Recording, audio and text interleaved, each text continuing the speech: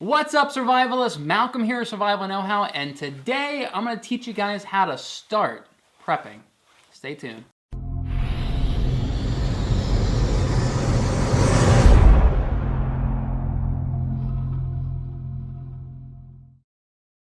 If you guys are new here, I put out content all about prepping, survival, and self-reliance. So don't forget to subscribe and hit that little bell icon to stay current on my latest content. So I just gotta be honest, there is a lot of bad advice out there in the prepping community. A lot of bad misinformation, a lot of hype, a lot of misdirection. Today, I'm trying to put an end to all that, and I'm gonna give you my opinion about how you should start prepping, where to start, what you should get first, and what you should get last as well, most importantly. So here we go. I want you to first start about thinking about all the different disaster scenarios that you want to be prepared for, right?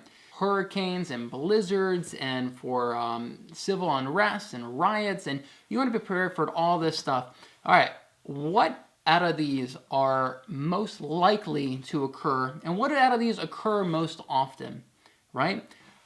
I think you're probably gonna say power outages. I don't know about you, but I lose power probably about 3 or 4 times a year, every year, pretty consistently. And power outages are incredibly common. I can guarantee you that this year alone, millions of Americans are gonna lose power in their homes this year. It's a guarantee to happen. So in my opinion, this is where you wanna start prepping, is prepping for power outages.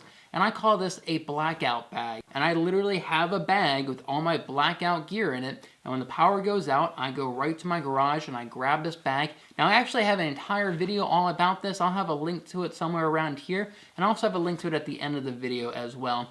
But real quick, just kind of break it down. In your blackout bag, you obviously want some source of lights, right? So get a couple of flashlights. I gotta be honest, they don't have to be super fancy or anything. For $10, you can get an entire pack of LED flashlights with batteries. So start with that, so you have some source of light. Now flashlights are typically directional light, right? They provide light in whatever direction you're pointing at them. In a blackout, it is incredibly useful to have an omnidirectional light. So this would be like a lantern, right? Something that puts light out in all direction. So you got some flashlights. You also want to put some bottles of water in there.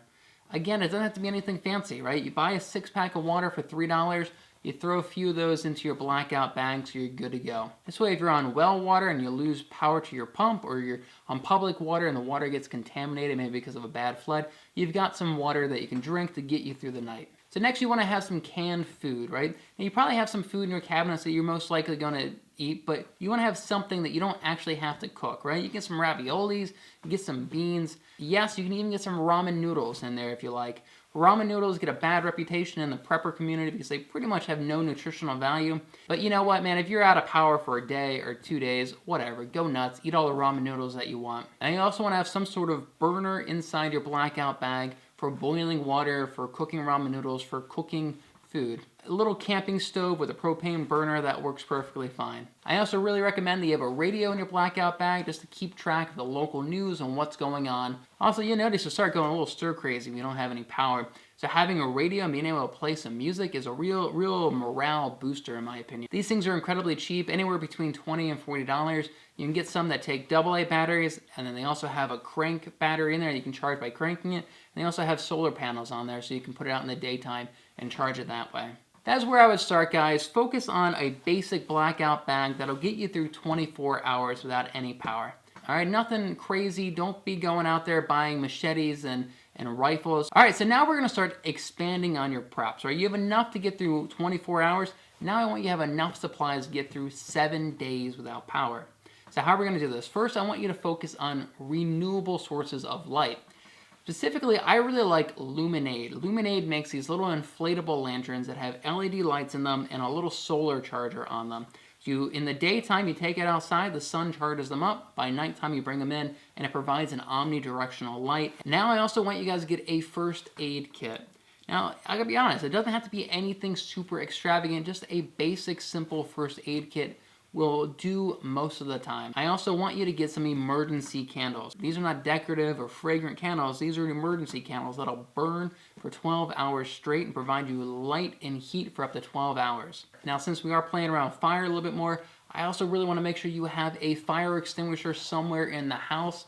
I've got several. I keep one under my sink. I keep one with my preps. At this point, I also want you to add more batteries to your collection. So you already should have enough batteries for all your flashlights and your emergency radios, but start adding more batteries to your collection. I want you to add more water to your collection as well. Now I want you to have enough water to last you and your family for 7 days. You can buy gallons of water at the grocery store for $1 a piece. So you have no excuses to go there, spend 20 bucks and get 20 gallons of water, stick it in your garage, and just kind of forget about it until you need it. Lastly, I want you to focus on having more prepared food that you don't really have to cook, right? More raviolis, more canned beans, more canned vegetables, more ramen noodles if you need to.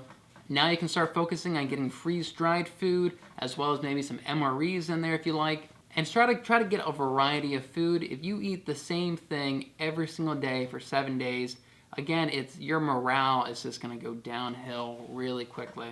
So now you should have enough supplies to last for 7 days, completely isolated without any power. Now I want you to have enough supplies to last an entire month without any power.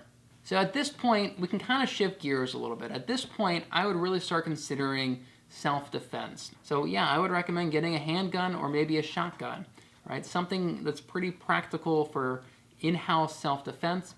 And at this point, I also want you to start looking into water filtration systems. You know, having enough water on standby to last you and your entire family a whole month, it's starting to get a little less practical to have that in your house, right? At this point, you want to have a good charcoal filter that you can go out to a ditch or a pond or a river or a lake and start filtering that water. You can also start looking into buying entire bags of rice, right? A big 20-pound bag of rice. That'll last you quite a long time as long as you have enough fuel and enough water to keep boiling and cooking that rice. And once again, you want to add more batteries to your collection, add more water to your collection, add more food to your collection. You also want to have more fuel. If you're relying on those little propane burners, you could have 10 of those. You can have 15, 20 of those. Personally, I'm also a big fan of having a propane barbecue. Whenever I lose power, that's the first thing I do is like, all right, we're having steak and burgers tonight for dinner, right? And I go cook them up on the barbecue. Just between my 2 propane tanks and my barbecue alone, that'll sustain me for quite a while for being able to cook food and boil water.